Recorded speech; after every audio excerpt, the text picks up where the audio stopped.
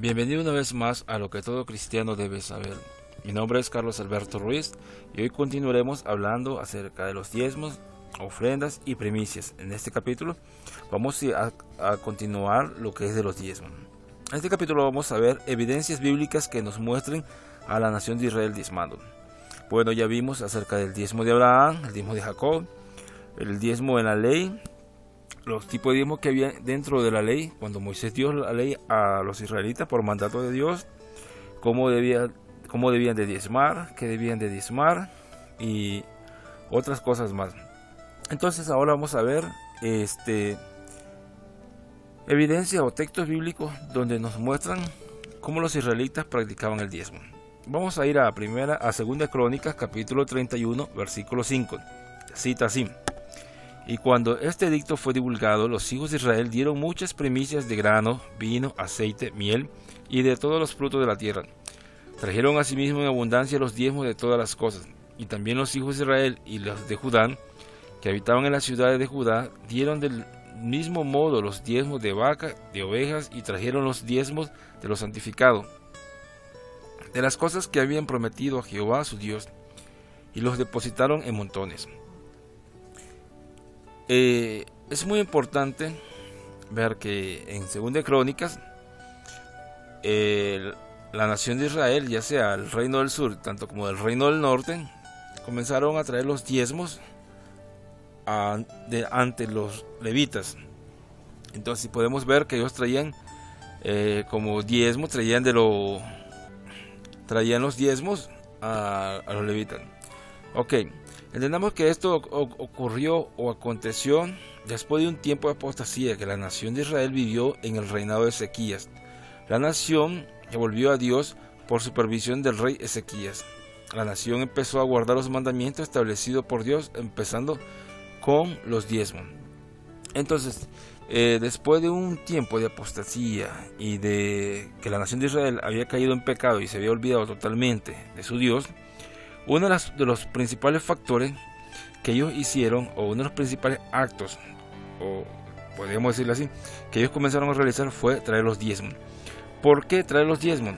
Porque cuando la nación de Israel no diezmaba, pasaba lo siguiente. Si no se entregaban diezmos, primicias y ofrendas, el problema era de que no había levita que se dedicase en el santuario o en el templo, o levita que se dedicase a hacer los sacrificios y todo aquello que Dios había mandado. Entonces la nación entendió que para que los levitas, los sacerdotes, volvieran a sus funciones, a tomar el llamado que Dios les dio como herencia, ellos tenían que diezmar, porque ellos eran los responsables de los levitas en el sustento y alimento de cada día. Entonces, también encontramos, en 2 Crónicas 31 ya vimos lo que hizo la nación primeramente, después de un tiempo de apostasía. Comenzaron a dar los diezmos, las primicias y las ofrendas. Entonces, siempre recuerden, esto es del antiguo pacto. En el capítulo siguiente que viene voy a hablar acerca de la diferencia que tenemos que hacer entre el antiguo pacto y el nuevo, porque nosotros no podemos usar toda esta evidencia de Abraham, de Jacob, de la ley y esto de Crónicas y lo demás textos que voy a leer en el nuevo pacto, pero vamos a ir igual de paso a paso. Entonces vamos a leer en Nehemías capítulo 10 verso 37. Dice: recordemos que Nehemías, los escritos de Nehemías, ya sea y Esdras, fueron cuando la nación de Israel comenzó a volver de la deportación de Babilonia, después de los 70 años que Dios los castigó. Entonces miremos algo claro. Nehemías 10:37 dice que traeríamos también las primicias de nuestras masas, nuestras ofrendas y del fruto de todo árbol y del vino y del aceite, para los sacerdotes a las cámaras de la casa de nuestro Dios, y el diezmo de nuestra tierra para los levitas, y que los levitas recibirán la décima de nuestras labores en todas las ciudades. Entonces podemos ver luego de un segundo arrepentimiento después de apostasía, cuando la nación de Israel se volvía a Dios, lo primero que ellos comenzaban a hacer era traer las primicias, las ofrendas y los diezmos. Queda claro. ¿Por qué tenían que traer las primicias? porque eso era algo que le correspondía a los levitas. Eso le aseguraba a los levitas de que ellos nuevamente se iban a volver a hacer cargo de ellos, hacia el pueblo. Las 12 tribus iban a hacerse cargo de ellos para que ellos se encargaran solamente y exclusivamente del ministerio. Entonces leemos también Nehemías 10:38. Y que estaría el sacerdote hijo de Aarón. Cuando se refiere al sacerdote hijo de Aarón, era un descendiente. Pudieron haber pasado muchos años o siglos, pero siempre era un descendiente, para que miren que los sacerdotes eran los únicos, que podían tomar el sacerdocio, eran los descendientes de Aarón, con los levitas, dicen. Y es que estaría el sacerdote hijo de Aarón con los levitas, cuando los levitas recibiesen el diezmo, y que los levitas llevarían el diezmo del diezmo a la casa de nuestro Dios, a la cámara del tesoro. Entonces, miramos entonces que siempre los únicos que podían recibir el diezmo eran los levitas. Nehemías 12:44. En aquel día fueron puestos varones sobre las cámaras de los tesoros, de las ofrendas, de las primicias y de los diezmos, para recoger en ellas, de los ejidos de las ciudades, las porciones legales para los sacerdotes y levitas, porque era grande el gozo de Judá con respecto a los sacerdotes y levitas que servían. Entonces, siempre miramos que, por ejemplo, aquí dice, para recoger en ellas de los ejidos de la ciudad. Ejidos eran, recuerden que las 12 tribus recibieron territorio. En las 12 tribus estamos metiendo a los 2 hijos de José y no a José.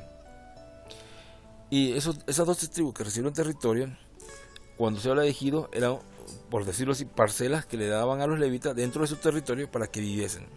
Entonces dice que en aquel día fueron puestos varones sobre las cámaras de los tesoros, de las ofrendas, de las primicias y de los diezmos, para recoger en ellas los de los ejidos de las ciudades, las porciones legales para los sacerdotes y levitas. O sea, era una legalidad, porque era grande el gozo de Judá con respecto a los sacerdotes y levitas que servían. Entonces, en este momento de arrepentimiento, o podríamos decir de avivamiento, lo podría llamar alguien, pero llevamos de arrepentimiento, donde la nación de Israel se volvía a Dios, ellos reconocen y se alegraban de darle los diezmos, las ofrendas, las primicias a los sacerdotes y a los levitas.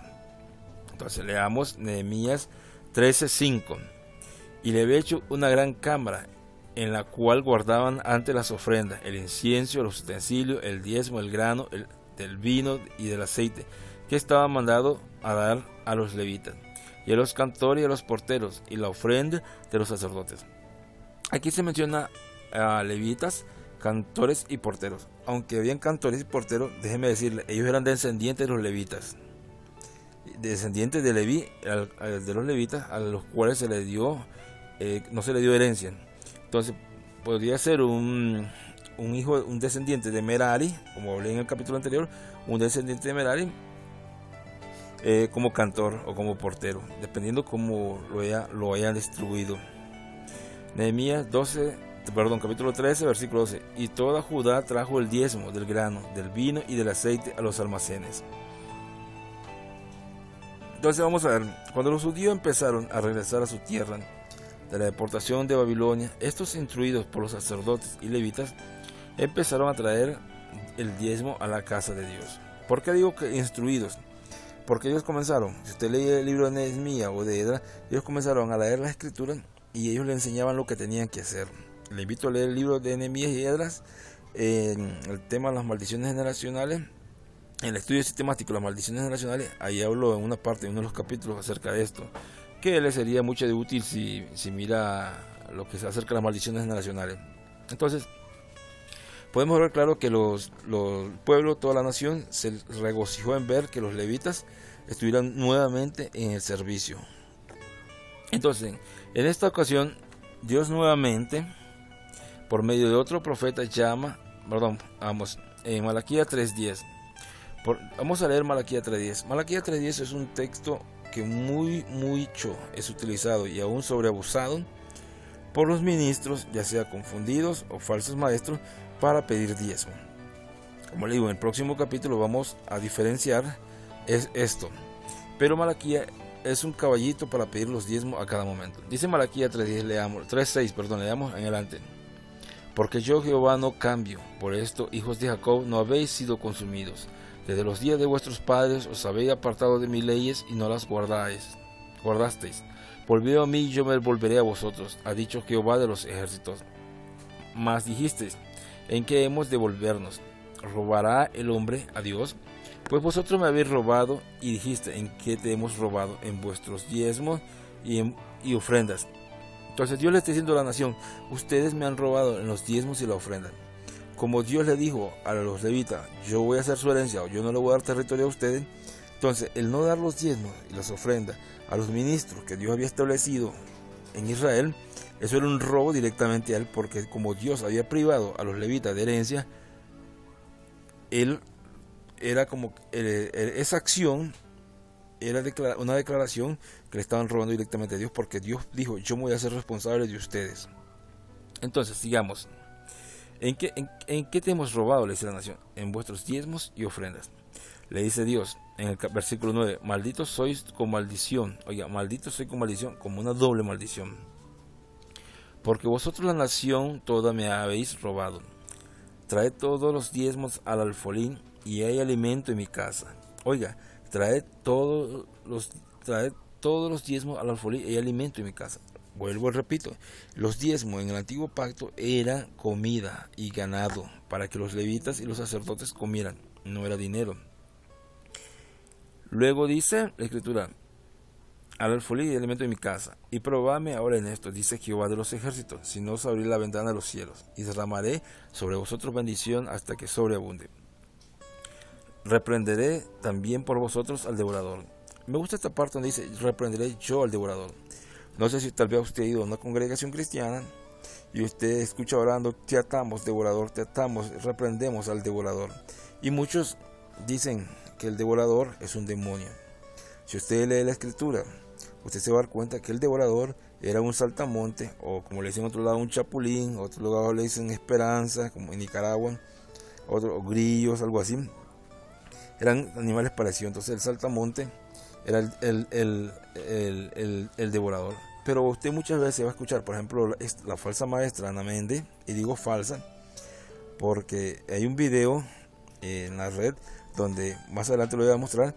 Ella sale comiendo una langosta y le echa miel y hace comer a otras personas una langosta, y diciendo que con ese acto están devorando y destruyendo al devorador, o sea, a los espíritus malignos.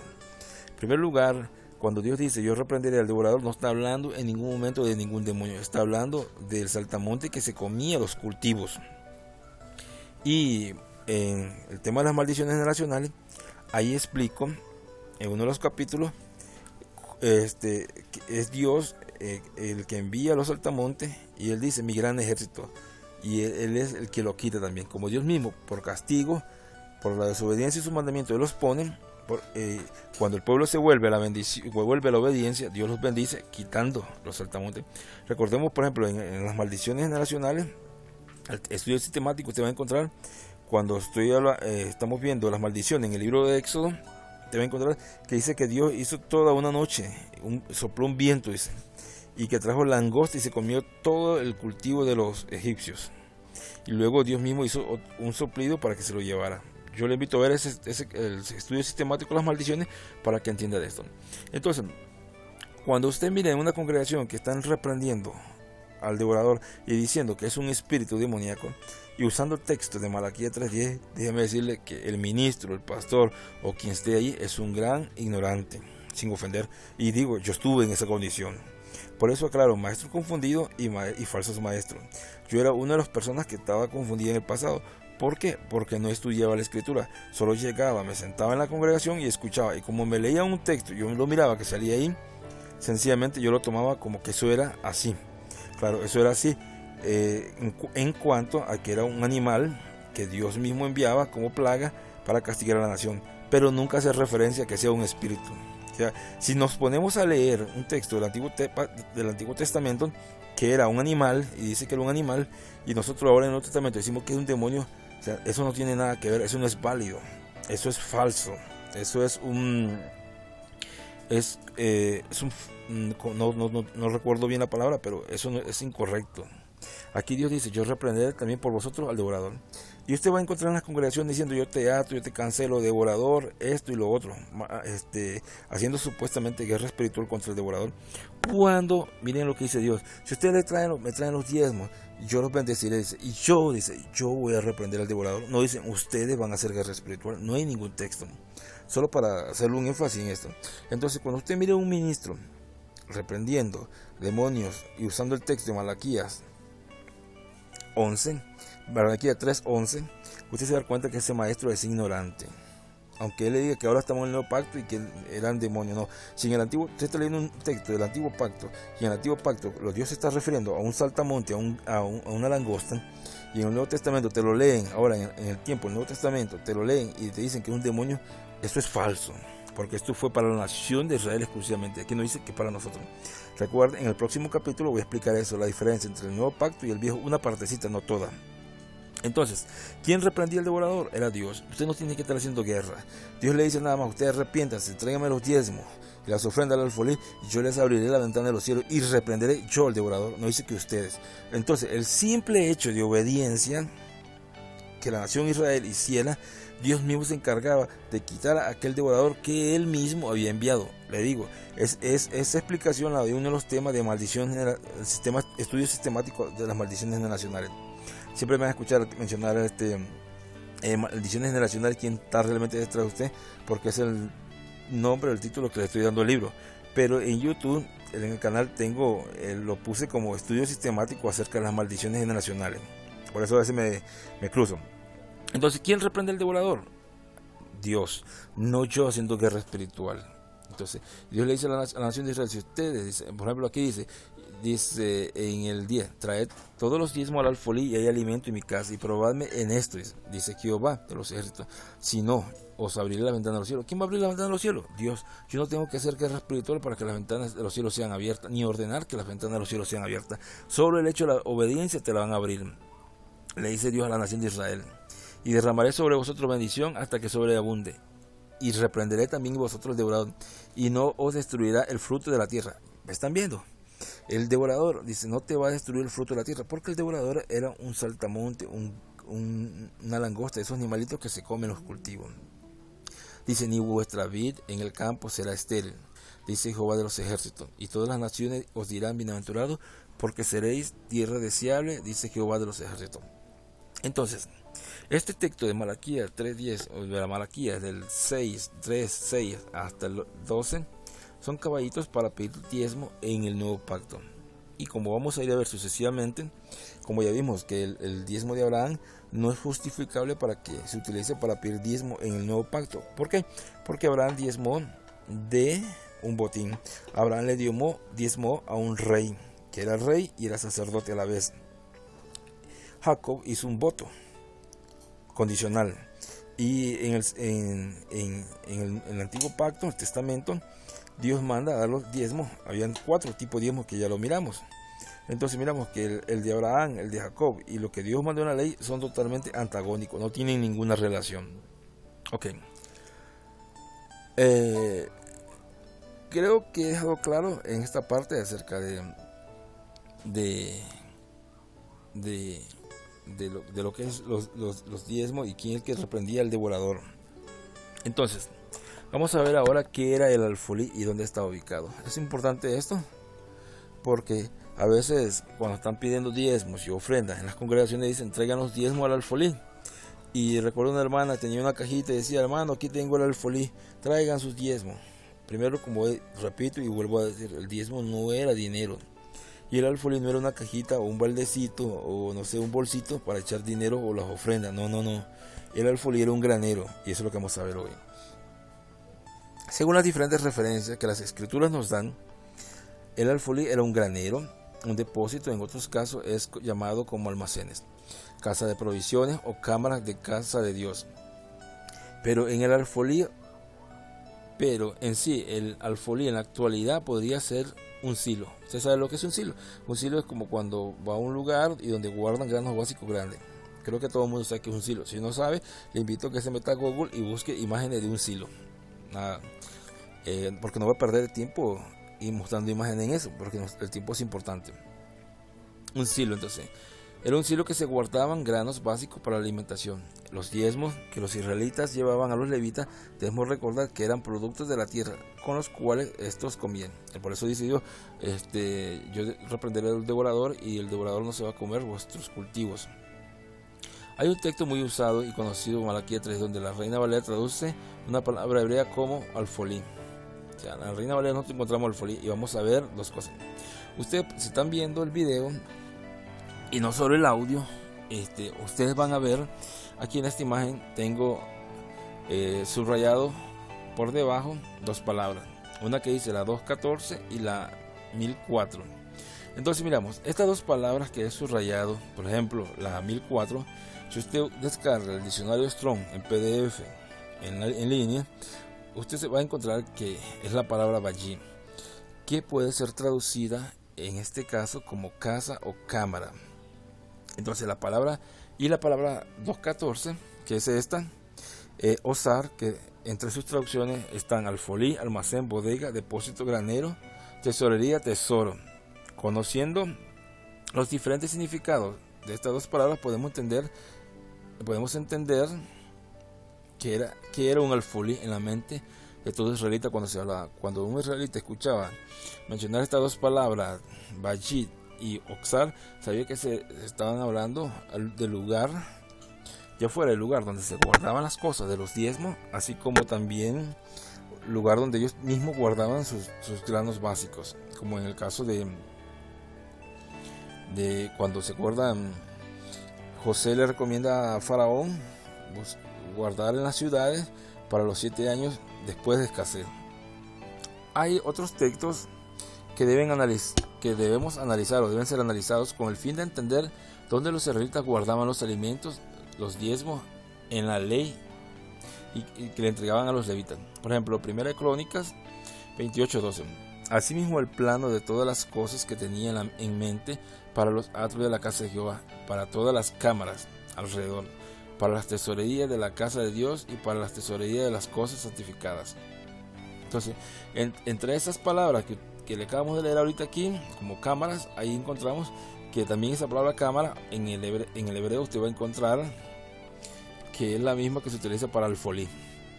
Segunda de Crónicas 2:31, Segunda de Crónicas 31:7 dice: en el mes tercero comenzaron a formar aquellos montones y terminaron en el mes séptimo. Cuando Ezequías y los príncipes vieron los montones, vinieron a Jehová y a su pueblo Israel. Y preguntó Ezequías a los sacerdotes y a los levitas acerca de esos montones. Y el sumo sacerdote Azarías, de la casa de Sadoc, le contestó: desde que comenzaron a traer las ofrendas a la casa de Jehová, hemos comido y nos hemos saciado. Y nos ha asombrado mucho, porque Jehová bendeció su pueblo. Y ha quedado esta abundancia de provisiones. Entonces mandó Ezequías que preparasen cámaras en la casa de Jehová, y las preparasen, y en ellas depositaron las primicias y los diezmos, y las cosas consagradas, y fielmente dieron cargo de ello a Levita y Conanías, y le dieron cargo de ello a Levita Conanías, el principal, y Semei su hermano fue elegido. Entonces, el lugar donde se guardaban los diezmos podrá para alguien ser un tema muy insignificante, pero hay que tocar todo acerca de los diezmos. Entonces, el alfolí o los diezmos se guardaban en cámaras o almacenes, o a veces se le conocía como cámaras de la casa de nuestro Dios o las cámaras de la casa del tesoro, y ahí era guardado los diezmos. Entonces, esas son evidencias bíblicas que usted encuentra en el Antiguo Pacto, como los israelitas llevaban los diezmos. Prácticamente son las que encontré yo. Puede ser que se me haya escapado una, se la dejo tarea. Si encuentra una, me la pasa, y así profundizaremos más el tema para un futuro, poderlo tratar más detalladamente.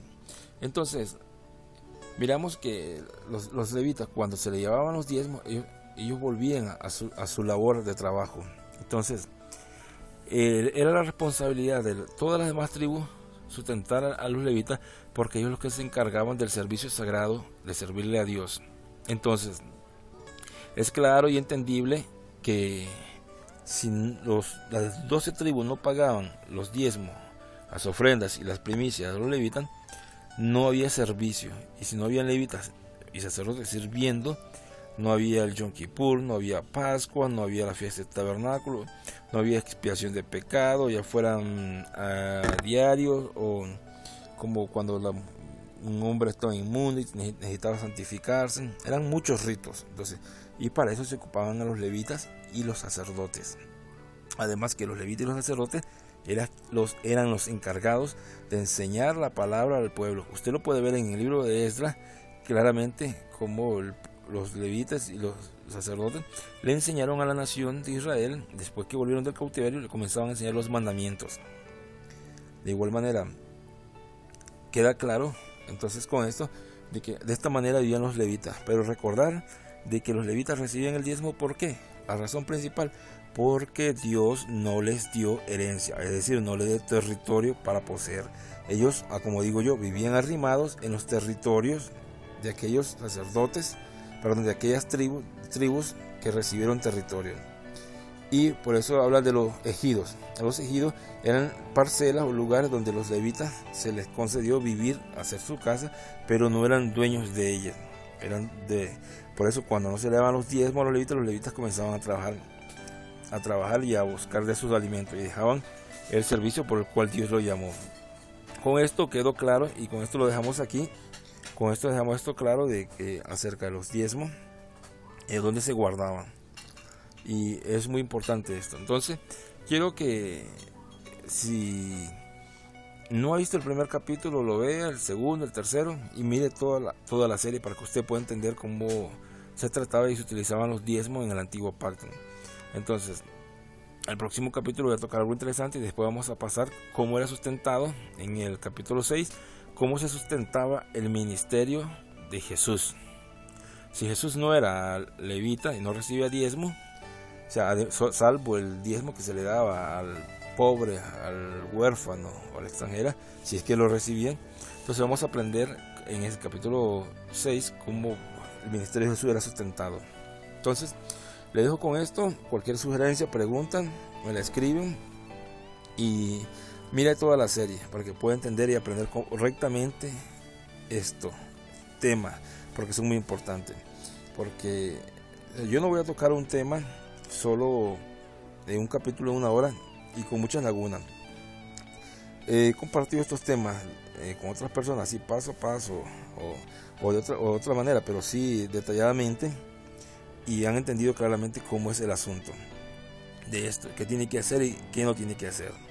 Entonces les invito a ver también los otros temas como poligamia, el sueño de muchos hombres, el terror de casi toda mujer, el estudio sistemática de las maldiciones y otros temas que vamos a ir abordando con el tiempo ahí en su momento, que Dios si Dios nos regala vida y fuerza.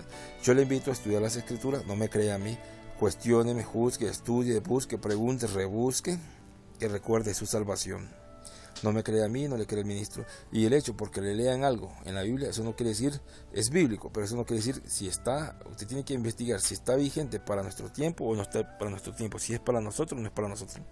Si le están leyendo un texto del Antiguo Testamento, téngalo seguro que no es para nosotros, salvo que sea una profecía futura, como cuando Daniel habla del anticristo. Claro que quiero aclarar un error que estoy diciendo yo. Daniel no vivió en el periodo donde se practicaba la ley o el antiguo pacto, pero una profecía que Daniel da no es parte del Antiguo Testamento. En otro tema explicaré eso. Con esto le dejo, le repito, mi nombre es Carlos Ruiz, este es su canal, Lo que todo cristiano debe saber. Le doy gracias por su tiempo, sea bendecido, según el lugar donde esté, sean buenas tardes, buenas noches, buenos días. Con esto le dejo, nos vemos en el próximo capítulo y en los demás estudios que Dios nos permita compartir con ustedes. Si le ha gustado, compártalo con sus amistades y sugiera el canal.